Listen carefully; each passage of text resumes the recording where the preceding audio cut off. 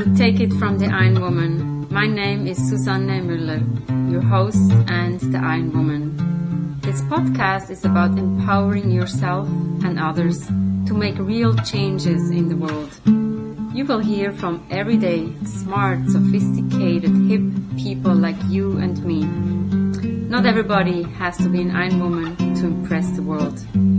Together, we will learn from the sports and business leaders how you can become a more successful person as an entrepreneur or a leader. It's one step at a time, one day at a time. Take your steps now. Take your big steps now. Join me on this journey to success. Take it from the Ironwoman. We only have special guests, and today we have Angela with us. She is a storyteller. I'm really intrigued to hear who and what is a storyteller. Everybody talks about storytelling these days. We need to learn more. Angela, first of all, welcome. And who is Angela who's going to join us today? Yeah, well, thank you for having me. Super excited. I'm Angela Santillo, and I am a storyteller. The catch-all term, I started my training as a playwright, and for many years I was a professional playwright, and I have since branched off into fiction, nonfiction, and brand voice work. I work with small companies and founders to develop the brand voice of their company for marketing purposes. And I also have my own podcast named And Then Suddenly, where I talk to people about one moment that turned their lives upside down. I do storytelling in all sorts of capacities, which is why I often just say I'm a storyteller instead of listing all the ways I write and do media and marketing. Wow. I think we need to unpack that a little bit to get to the source, right? Tell us, where was all the beginning? And I mean, like storytelling, I think of my grandmother reading books, bedside stories, telling a good story where everybody's like, I want to hear more. I cannot sleep. How did that come about for you? Well, theater emerged really young for me. I remember my mom, I think I was in second grade when she took me to see Les Miserables for the first time. And that was my first show I ever saw. I had no idea it was in English because everyone was singing. But, I was always after that experience, I was always putting on plays in the backyard and making up impromptu plays with the neighbors and forcing everyone to watch us. And I think a lot of kids do that kind of like fantasy. You're going to be the princess or the queen or the astronaut, and we're going to go in the backyard. For me, as far as like actually starting to write it down, that happened, when I was 17. And it's like, I was in a really horrible car accident when I was 17, and it was in Los Angeles. It was on the way home. It was on the way to school. My brother was in the car. I was involved in a chain collision, and I don't remember getting hit from the back, but I ended up getting airlifted to UCLA because I had like a big brain trauma or possible brain trauma. I ended up really messing up my back a bit and my neck. And when you're 17, there's no one at school you can ask about like their post-concussion syndrome or their brain trauma. And I ended up having to go through like lots of massage therapy and chiropractic work. I just started writing poetry against my chiropractor. I hated being on the chiropractor's table, and in all of the notes of like my history notes and my science notes, I would just start writing all this poetry against my chiropractor. Then because I had the theater background, but at that point I'd started acting in plays, and being an actor and having to memorize dialogue, it was really easy for me to start shifting my poetry into things people say, because when you have to sit and memorize lines, it just was really natural for me to be like, and now people are going to have a conversation. And then that just fell into playwriting in college. And then my hobby became just going to try to write a play. I don't think I can, but I'll just try. And it all was rooted in the car accident. I tend to write about lots of trauma. Lots of also like scientific research and social issues. And I'm obsessed with the weather. That always feeds in. But a lot of my stuff is still very much rooted in like the genesis of it all, which was a trauma. There's a pivotal moment and you're like, let's go back there. Yeah. Yeah. Waking up in a helicopter. You don't forget it. It's a very strange experience. One moment you're in the car and the next moment people are cutting off your clothes and you're very confused. So. And you said you've always been in the theater. I mean, that sounds to me like magical, and you put together like plays and to me, this sounds fascinating. I started off, I guess I wasn't confident in my body as a kid. Being in athletics, seemed nothing more awkward than doing that. I think for me, it was like either you're in theater or you're in athletics to meet friends and to have like a group. And so I went the theater way. Yeah. I mean, there's so much adrenaline. It's now that I'm a runner, it's very much like waiting at the start line. When you're backstage after you've had all those rehearsals and the stress of casting and you're waiting for the lights to go up. I mean, the adrenaline rush and the camaraderie and the people you end up not wanting to ever work with again are always fascinating. And to see the audience's reaction, there's a lot of hard work to theater and there's a lot you have to sacrifice. And I think you do it all for those moments of magic that do start to appear throughout the process and performance. Yeah, it really is a very fascinating, exciting. You mentioned runner. Tell us more. How do you compare or contrast running and theater? This doesn't come naturally to me. Obviously, it feels like running you do typically in the morning. Some people run in the evening, and theater to me happens in the evening. Yeah, you got to be a night owl for theater.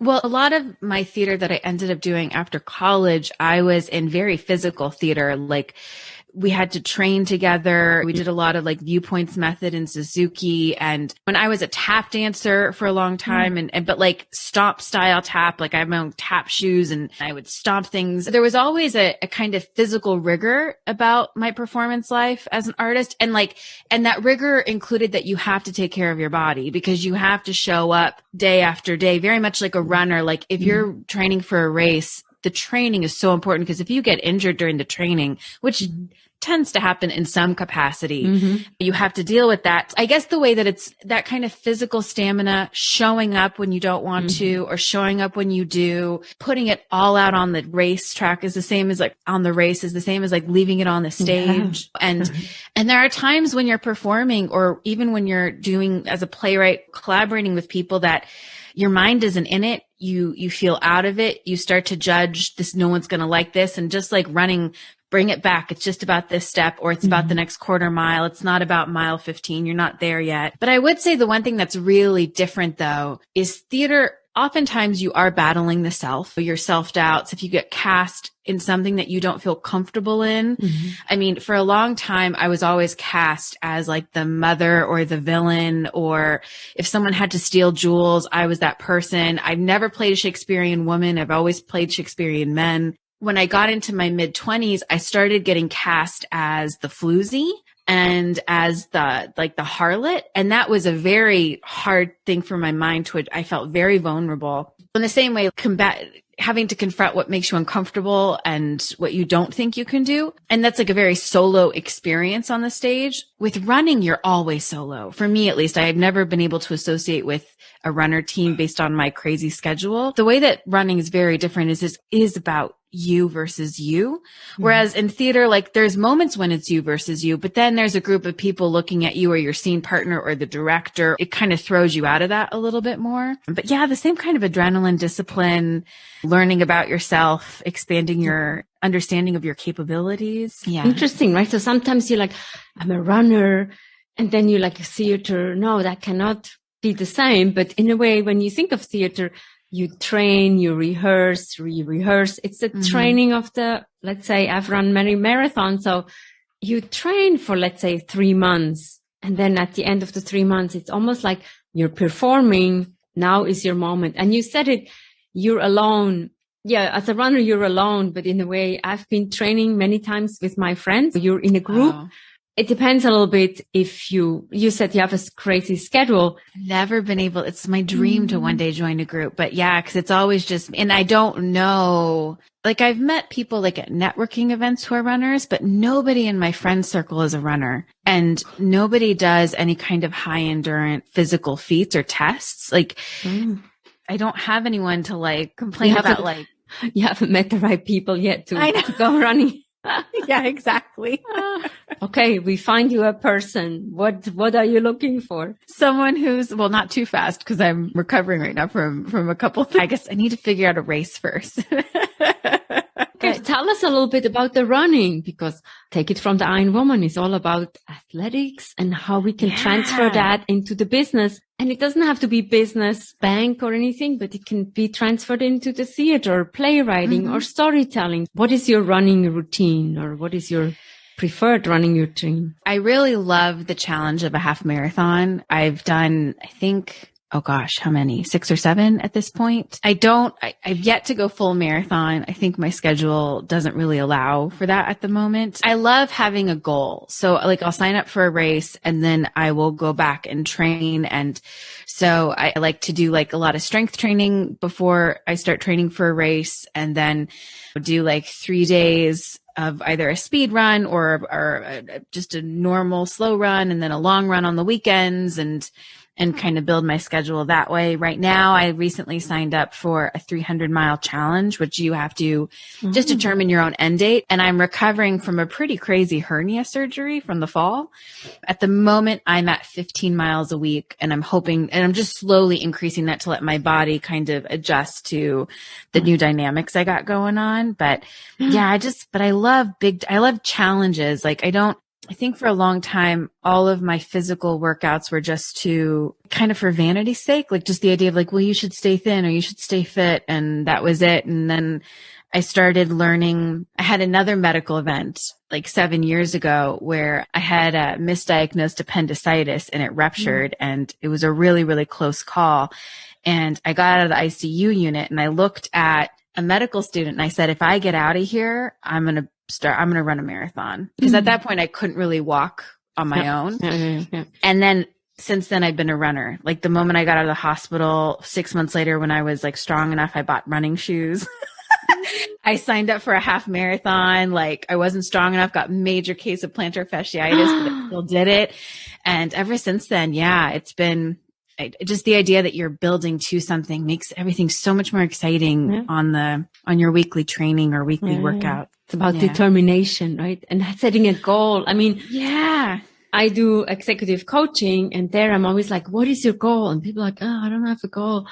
If you don't have a goal, I mean, I'm the worst person. If I don't have a goal, I'm like, let's do tomorrow. Yeah. And also I feel like when you set that goal, especially with like, and I guess with anything, you're surprised by what you can accomplish and you can see yourself change in real time. And there's something so exciting about that. Like just recently, I started to be able to run hills without getting winded at all because I've had to build my cardio after recovery. And I can't tell you how happy that's like. I did that like last week, and all weekend I was just like floating like on cloud 9. I was like, yeah, I ran 8:43 up, like that's a crazy mile for me right now. Like that's shocking. And life is amazing.